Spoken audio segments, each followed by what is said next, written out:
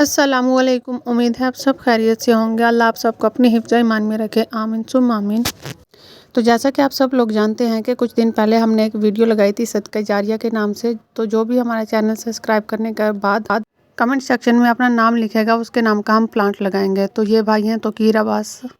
तो आज हम इनके नाम का, ये पहला प्लांट है जो इनके नाम का लग रहा है। माशाल्लाह, अल्लाह पाक आपको इसका बहुत अजर देगा, क्योंकि ये सदका जारिया होता है जो ना ख़त्म होने वाला होता है। अगर आप लोगों में से भी कोई भी अपने नाम का प्लांट लगवाना चाहता है तो हमारे चैनल को सब्सक्राइब करने के बाद चैनल कमेंट सेक्शन में अपना नाम लिख दे, तो इंशाल्लाह नेक्स्ट प्लांट हम उनके नाम का लगाएंगे। तो चलिए, प्लांट लगाते लगाते हम आपको एक सवाल का भी जवाब देते हैं जो हमसे पूछा जाता है। मेरे कमेंट बॉक्स में एक सवाल लाजमी होता है, जब भी मैं कमेंट्स ओपन करती हूँ तो एक सवाल लाजमी होता है, वो होता है शादी के बारे में।